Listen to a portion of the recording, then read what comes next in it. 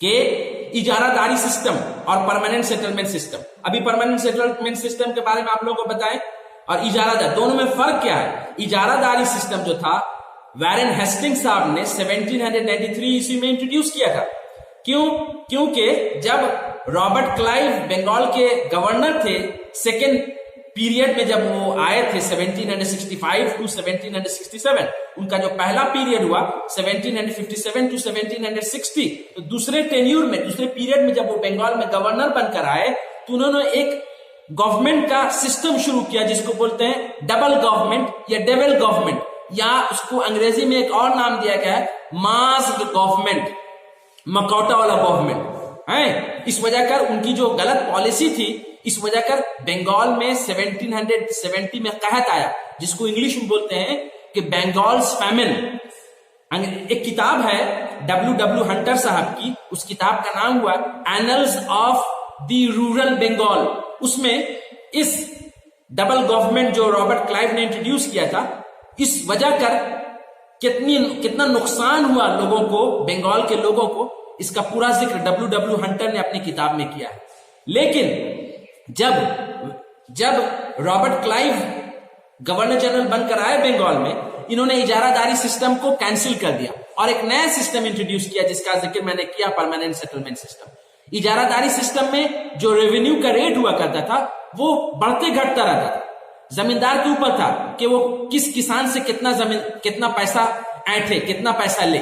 लेकिन permanent settlement system में rate of revenue fix था कि आपको इतना पैसा देना है, ठीक है। तो हम लोग क्या देख रहे हैं कि ये जो जमींदार जो हुआ करते थे उनको तो फिक्स था, परमानेंट सेटलमेंट के सिस्टम के जरिए उनको जमीन दे दिया गया, ऑक्शन के जरिए जो ज्यादा बोली लगा कि हाँ आप ले लीजिए, अब हमको आप पैसा इतना दे दीजिएगा। लेकिन अंग्रेज सिर्फ खाता कलम में था कि आपको इतना फिक्स अमाउंट देना है, लेकिन वो जमींदार से ज्यादा पैसा मांगते थे। तो इससे जमींदार बदजन हो गए, गुस्सा हो गए और इन लोगों ने चुआर आवाम के साथ मिलकर बगावत कर दिया, जिसको हम लोग बोलते हैं चुआर बगावत 1798 टू 1799। नंबर तीसरा जो कॉज है हार्मफुल सनसेट लॉ। अभी हम लोग डिस्कस किए सनसेट लॉ के बारे में, माफ कीजिएगा, अभी हम लोग डिस्कस किए परमानेंट सेटलमेंट सिस्टम के बारे में। सनसेट के लॉ के बारे में बोले कि जमींदार को एक डेट दिया जाता था कि आप किसानों से रेवेन्यू वसूल करके आप गवर्नमेंट के खाता में इस तारीख को सूरज के गुरूब होने से कबल तक आप लोग पैसा जमा कर दें। अगर वो जमींदार उस तारीख को सूरज गुरूब होने से पहले तक पैसा का नहीं दे पाता तो उस जमींदार की जमीन को अंग्रेज छीन के उसकी नीलामी करवा देते, तो जमींदार फिर बेचारा बेकार हो जाता। तो एक एग्जाम्पल दुर्जन सिंह का जो इसके लीडर है, उनके साथ भी यही हुआ कि वो बेचारा सनसेट लॉ के सिस्टम के जरिए पैसा सूरज गुरूब होने से पहले उस तारीख को नहीं जमा कर पाया, उसकी जमीन अब छीन लेने की बात आ गई, नौबत आ गई। तो ये सनसेट लॉ एक नुकसानदायक सिस्टम था जमींदारों के लिए, जमींदार का हक तलफी हो रही थी इससे। तो सारे जमींदार यकजा हो गए, चुआर लोगों को एक साथ रख के अंग्रेजों के खिलाफ बगावत कर दिया 1798 में, ठीक है। आगे देखिए इसकी शुरुआत कैसे हुई, ये जो तहरीक जो थी या ये जो बगावत थी इसकी शुरुआत कैसे हुई। तो शुरुआत देखिए दुर्जन सिंह, अभी हम लोग बताएं कि सनसेट लॉ के जरिए उनको गवर्नमेंट की तरफ से नोटिस मिल गया कि आपको आपकी जमीन छीन ली जाएगी, आपसे आपकी जमीन छीन ली जाएगी। क्यों? क्योंकि आपने टैक्स सही वक्त पे जमा नहीं किया। तो इन्होंने क्या किया, दुर्जन सिंह जो लीडर थे चुआर रिबेलियन के, इन्होंने क्या किया कि कुछ चुआर लोगों को 2000 चुआर लोगों को एक साथ लेकर अंग्रेजों के दफ्तर पर हमला कर दिया, बाजार में आग लगा दिया और कुछ वायलेंस के वारदात भी किए, ठीक है। तो इनकी जो जमीन नीलामी जो होने वाली थी दुर्जन सिंह की, वो तो रुक गई, नीलामी नहीं हुई। लेकिन अंग्रेज अपनी फौज को भेजकर उन सारे चुआर लोगों को पिटाई किया, कुछ को अरेस्ट किया, ठीक है। और इस तरह ये जो चुआर बगावत थी 1798 की, ये नाकाम हो गया। आइए उसके रिजल्ट्स में देखें, उसका नतीजा। यहां से भी क्वेश्चन पूछेगा 2 मार्क्स का, what were the results of the Chuar rebellion. तो अभी हम बताएं कि चुआर रिबेलियन या चुआर बगावत 1798-99 वो नाकाम हो गया था।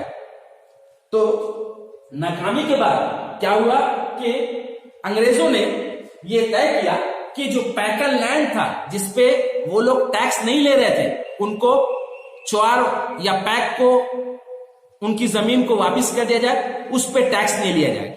नंबर दूसरा हम देखेंगे कॉन्सेशन ऑफ जमींदार।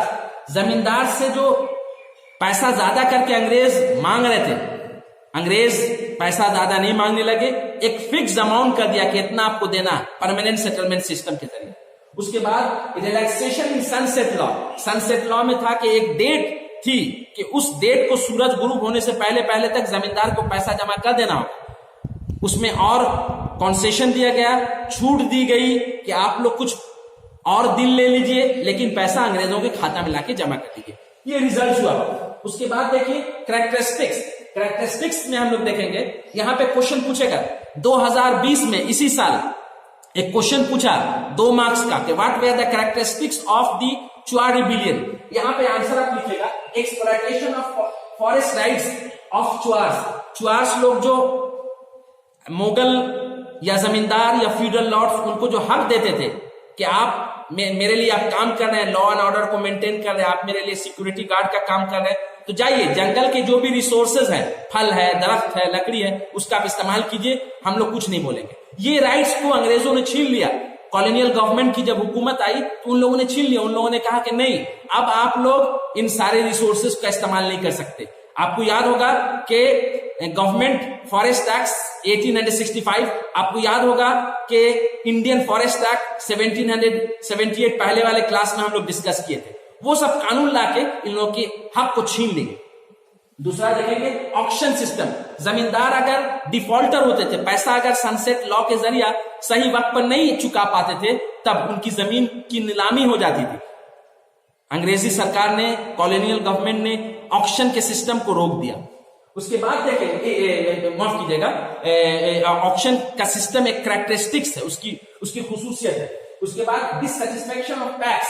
पैक्स जो थे, पैक्स उनकी जमीन वगैरह जो छीन ली गई और फॉरेस्ट के रिसोर्सेज, फल फूल, जड़ और दरख्त का जो इस्तेमाल वो लोग करते थे, ये रोक दी गई, तो वो लोग डिससैटिस्फाइड हो गए। उसके बाद नंबर 4 में देखेंगे इन्वॉल्वमेंट ऑफ डिसीव्ड जमींदार है। उसमें क्या देखेंगे कि ये जो जमींदार के साथ हक तलफी हो रही थी, वो लोग भी चुआर रिबेलियन में शामिल हो गए। ये इसका कैरेक्टरिस्टिक्स हुआ। और एक क्वेश्चन है, मैंने मॉडल क्वेश्चन में देखा था कि हम लोग किनको लक्ष्मीबाई ऑफ मिदनापुर कहते हैं। Who is called the Lakshmibai of Midnapore. Lakshmibai तो दरअसल 1897 ईस्वी की बगावत में लक्ष्मीबाई जो थी, उनको हम लक्ष्मीबाई कहते हैं। यहां पे लक्ष्मीबाई का किसको कहते हैं? मिदनापुर की लक्ष्मीबाई रानी शिरोमणि, यहां लिखा हुआ आप देख के लिख सकते हैं, रानी शिरोमणि को हम लोग लक्ष्मीबाई ऑफ मिदनापुर कहते हैं। ये चुआर रिबेलियन आज कंप्लीट हुआ। ठीक है, तो हम लोग क्या क्या देखे? हम लोग देखे causes, what way the causes of the Chuar rebellion. हम लोग क्या देखे? What way the results of the Chuar rebellion. हम लोग क्या देखे? What way the characteristics of the Chuar rebellion. Question पूछेगा हु वाज दुर्जन सिंह। क्वेश्चन पूछेगा कि who was the leader of दुर्जन सिंह। क्वेश्चन पूछेगा पैकन लैंड किसको कहते हैं। ये सब आपको क्वेश्चन पूछ सकता आपसे कि आपका लक्ष्मीबाई ऑफ मिदनापुर किसे कहते हैं। ये सब क्वेश्चन पूछेगा। आप लोग कॉपी में उम्मीद है सब लिख लिए होंगे। इसका आप लोग हल मेरे लेक्चर सुनिए फिर से और वहां से इसका आप आंसर लिखिए। साथ ही साथ एक और मैं बात बताना चाहूंगा, क्लास को खत्म करने से कबल आप लोग मेरे हिस्ट्री लेक्चर को फेसबुक में आप जाके मेरे यूट्यूब में आप जाकर आप मेरे वीडियोस को देख सकते हैं। आप बेल आइकन को आप जरूर प्रेस करें, क्योंकि नए नए जो वीडियोस होंगे हिस्ट्री लेक्चर का, आपको उसके अपडेट्स मिलते रहेंगे। साथ ही साथ आप लोग कमेंट बॉक्स में जाकर आपको ये क्लास कैसा लगा आप बताएं। आपको इस क्लास से रिलेटेड और कुछ परेशानी है, कुछ और क्वेश्चन है, आप जरूर लिखिए कमेंट बॉक्स में, ताकि मुझे आपके अंडरस्टैंडिंग लेवल समझ में आए और मैं उसी लेवल से आपको पढ़ा सकूं। और साथ ही साथ ये भी कि आप लोग अच्छा से पढ़ाई लिखाई करें और क्वेश्चन वगैरह का हल करें। आज के लिए इतना ही, इजाजत दीजिए इस नाचीज को। थैंक यू, शुक्रिया।